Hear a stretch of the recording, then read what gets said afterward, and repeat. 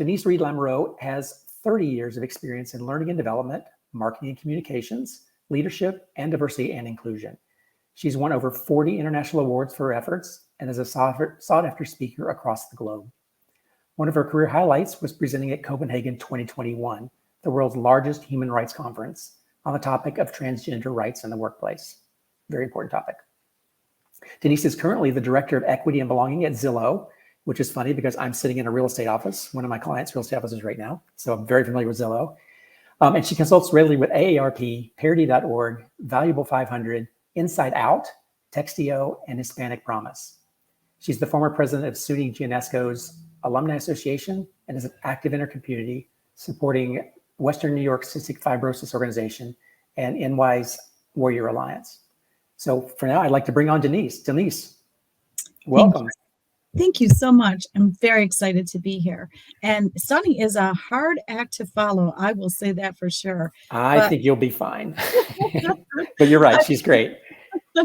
I've actually been jotting down a couple of the phrases that she shared during her presentation so that I can really weave some of that into the work I'm doing here today. So hopefully you can share my screen, see my screen at this point. There we go. Great. So let me go ahead and get started. Becoming an inclusive communicator is one of those big things that Sunny was talking about in her talk. Because if we aren't inclusive as communicators, then we aren't communicators at all. So there's lots of different threads that weave together to become that person who's an inclusive communicator. And it's overcoming your own biases. It is focusing on the future, and it's bringing your team along. So this quote by Danny Galori is really something that is important for us to keep in mind. Cultivating inclusion is ever evolving. We're never going to be finished with this task. And so as a result, we have to continually evolve. We have to be open, and we have to, as Sunny kind of alluded to, create that culture of possibility through our communications and the way we speak with and to others. So a community that excludes even one person is not a community at all. That is one of the strongest comments that I want you to take away from this time you have with me today, because we really only notice inclusion when someone has been excluded. As evidenced in that photo, this woman is feeling excluded from her colleagues. It's very upsetting, and it looks as if they are going on their business without even worrying about her situation. So every time we craft a message, whether it's something we're going to present, whether it's something we're going to train on, whether it's a conversation we're going to have in a team meeting, we have to ask ourselves if we're excluding people. And if we are, we have to do something about that. So what is inclusive language by definition? Of course, words are, the way we do everything we do. So we have to understand being an inclusive communicator means we don't stereotype. We don't demean people. We don't create those moments of exclusion. Instead, we're going back to Sunny's culture of positivity and that ability to have this inclusivity factor be part of our brands. But we have to be honest with ourselves. If we were to rate ourselves on a scale of 1 to 4 on our ability to be an inclusive communicator, most people would say, oh, I'm a solid 4. But as they listen to this information I'm going to share today, they may realize that they're really like a 1.5.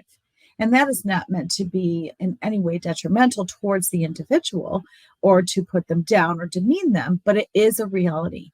And we have to be more cognizant of how the things we say really impact the people we work with. So one of the most important things I want to have you remember today is also words are torpedoes. They either hit their mark or they blow things up. And we also have to be careful with the way we choose our words. Humor is not always funny.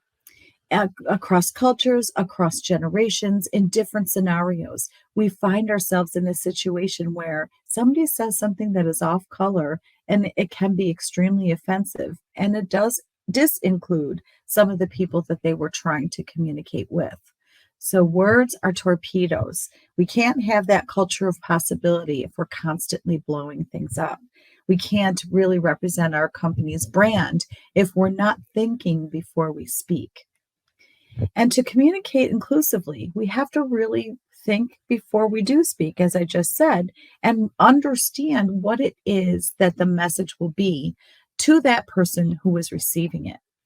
We have to actively, really thoughtfully take stock of how we're doing here and widen our own perspectives, read articles, listen to podcasts, come to events like the Inspiring Workplaces event we're at right now, and make sure that as we learn, we're sharing what we learned and providing the resources that we got our hands on with others so they too can become more inclusive in the way they communicate. To focus on leading inclusively, there are tons of different things that we can do and do better. Daniel Goleman provided us with this infographic over to the left-hand side of the screen that talks about inner, other, and outer focus. So know yourself, monitor the way you act and react, be more empathetic by knowing others, and then know what it takes to focus outwardly so that you can think more strategically. And there's lots of things we can do to improve in this space. Mindfulness, time management tactics, asking people for our feedback, and really looking at best practices and case studies and so forth, and taking courses that are pertinent to strategic thinking. But it all comes down in a lot of cases to perception. Those two people are looking at the same number and yet see it very differently because of their perceptions. So we have to choose our focus. And this model comes from David Rock, the owner of Neuro Leadership Institute. First, we have to visualize what it is we're trying to accomplish. Then we have to plan it. We have to figure out what the details are that we need to share with others. We have to resolve the issue, the problem, the task at hand. And we have to do it in a manner such that we don't create additional drama or confuse people or frustrate them or make them feel that they have been excluded from the decision-making process. Again, back to that culture of possibility. All of these things can help there. But we also have to realize that unconscious bias does impact the way we live and work. And these are three of the more common workplace biases that exist. This does not mean that they are the end all and be all, and these are the only ones that you should be thinking of. But in the workplace, affinity bias creeps in quite a bit. We really like people who are like us, and that can be both a blessing and a curse. And the way that it's a blessing is that, you form a quick alliance with someone. And the way that it's a curse is that you're leaving others who are different from you out of the equation. And then comes the halo effect, which is tied into the affinity bias. So you like this person because they're from the same hometown that you are. And you think, well, I like them. They can do no wrong. They're good people. And yet, you've placed this halo around their heads that becomes tarnished the more you get to know that individual and the way they act and behave in the workplace. And then the last one, again, that perception bias that I just alluded to on the previous slide, making judgments about people from other groups based on your perception. All of these things hold us back from being inclusive communicators. And the more we are mindful of these pitfalls, the more we can avoid them and not even have the bias creep into our decision-making process. It's all about widening our circle of trust, spinning that wheel of diversity. And when it lands on a topic that we are not as familiar with, really seeking out opportunities to learn more about the lived experiences of those people from those groups. And, widening that trusted circle that you go to at work when you have a question or want to run a presentation by before you give it in the big house and so forth.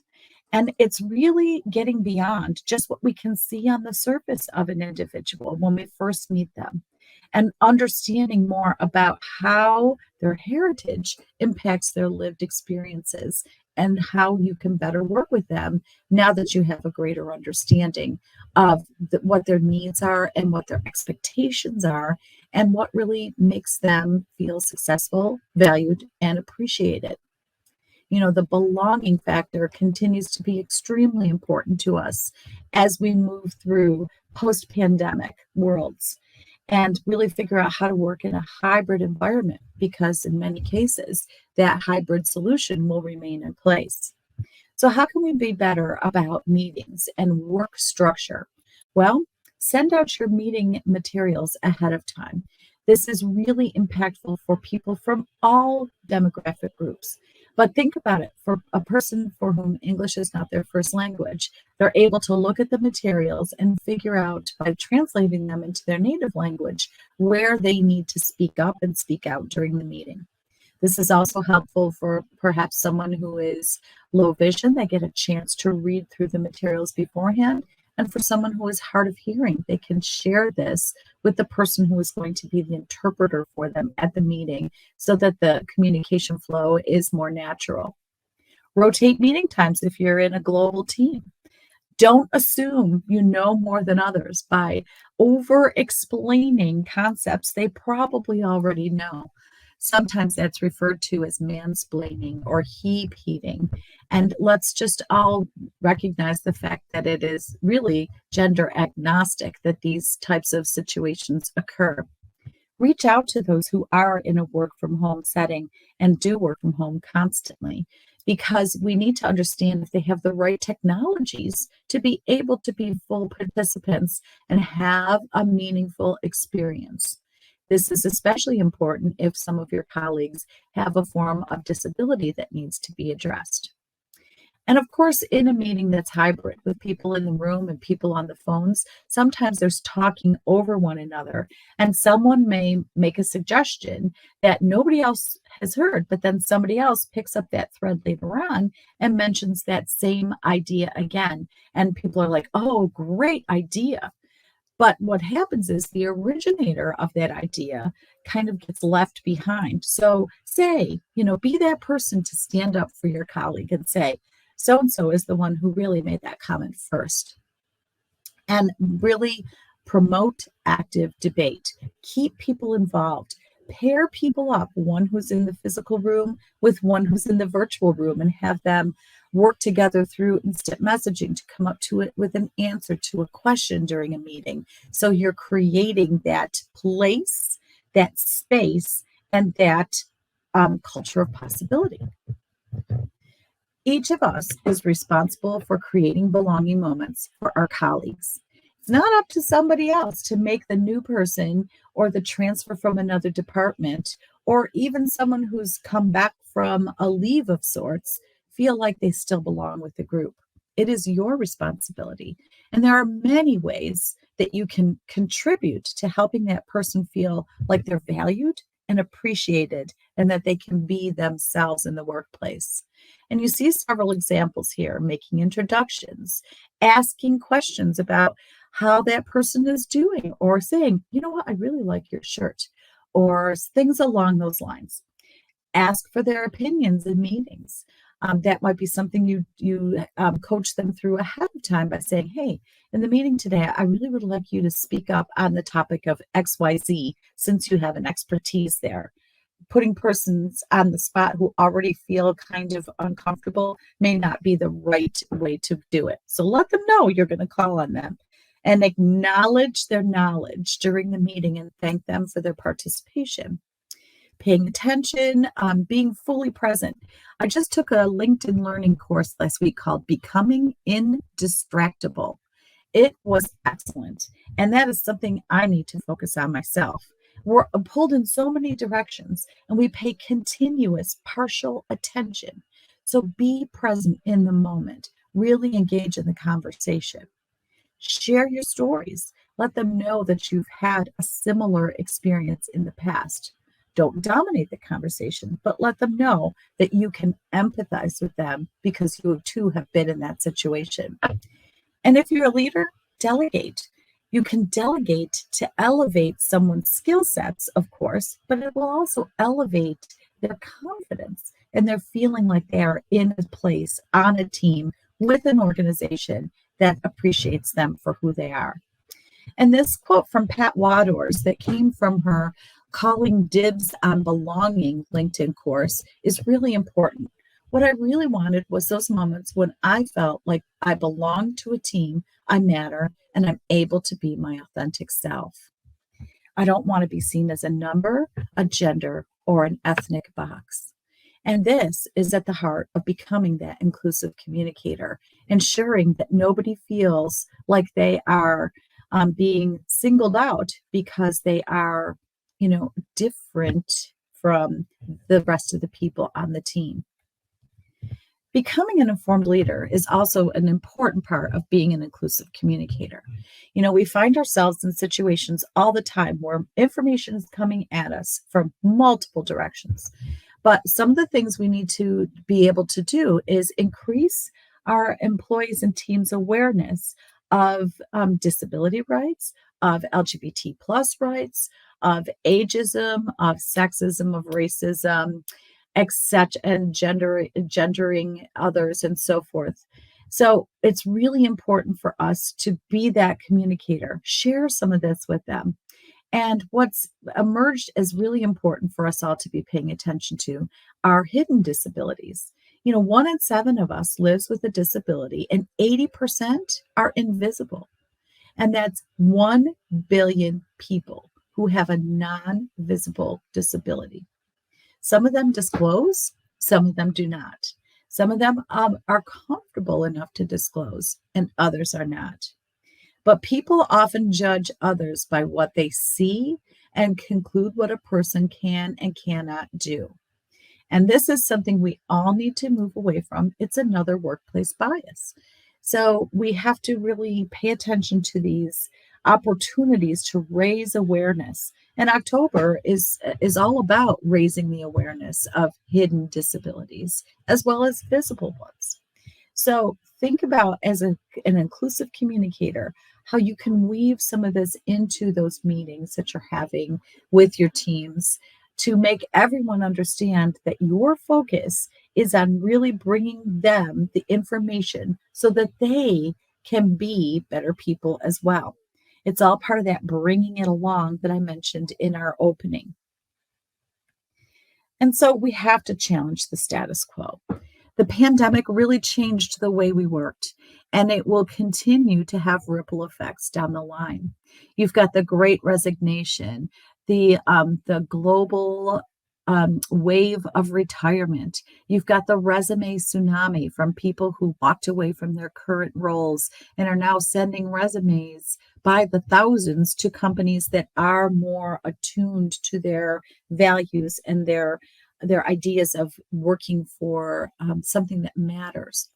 You also now have quiet quitting, which is another topic that has emerged as something to pay attention to. And then there are so many other topics swirling around out there that leaders and employees have to be faced with every single day. Morale in many companies is at an all-time low. That sense of us versus them in the hybrid model can be really intimidating. If you're a home worker and there is still an office presence, you feel that the people who are in the brick and mortar will have more opportunities than you do. And although that's not 100% the case, it's something very real for our leaders to be focusing on.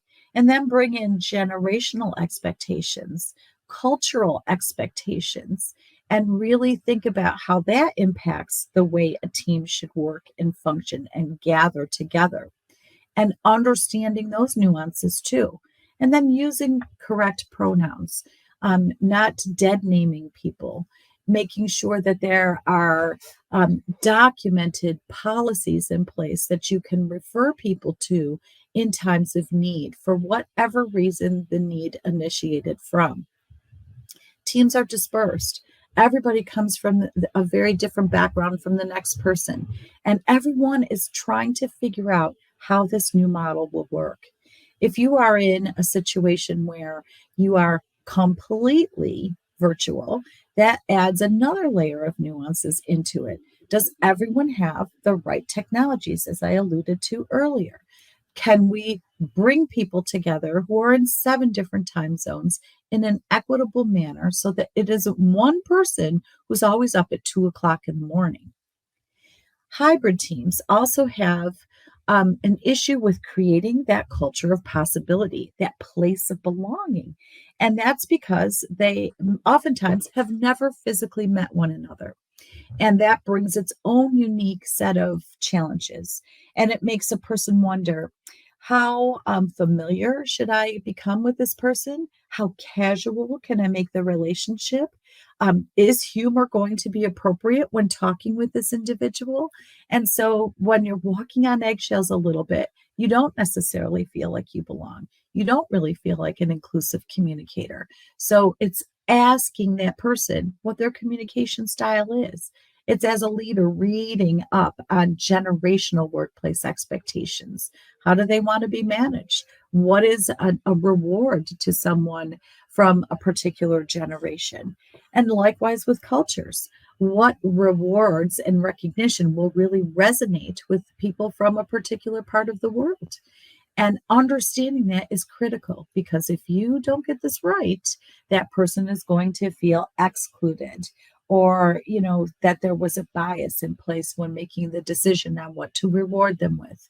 And all of this swirl is creating those moments for us all to give pause and then go back to that meter and say, I thought I was a 4 and I realized I'm really a 1.5. But fear not. Now you've got some ideas that you can take forward with you to be able to move in that right direction. Your lack of awareness and your biases cloud your decision making. And you can't be as strategic as you want to be if there's a cloud hanging over you. And leaders, we have to step forward as that guiding force, that person who's creating that equitable atmosphere. And back to Sunny's culture of possibility. We want people moving from the what if to the let's go. And that takes an inclusive communicator to make that happen. So being that leader that lights the way is your challenge, and what I leave you with here today. Lead by example, of course. You can't talk the talk and then not walk the walk. Make sure there's equity and opportunities, and that's from every perspective: promotion, recognition, ability to engage and feel that they belong. Call out biases. If you see someone behaving in a biased manner, be sure to have a conversation with that individual afterwards to talk it out. Celebrate when people are really connecting with each other. Compliment those who are coming together to do work collaboratively, and acknowledge the knowledge of your people at all steps throughout, a project life cycle. Make sure you're asking for feedback.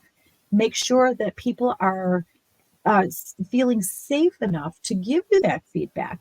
Create that culture of possibility, and make sure that it's a culture of open communication. And then again, share what you've learned with others to spread the word, and turn on the lights for all of those who want to become the inclusive communicator and just aren't certain of that way forward and how to make this work to everyone's mutual advantage. Denise, thank you. Yeah, thank you so much. I'm sorry, we're a little bit over time. I want to make sure we get the next group on. Yeah. Definitely. I wish we had more time to talk with you. I appreciate you joining us today. Thank you. It was fun. Have a great day. You too. Bye-bye.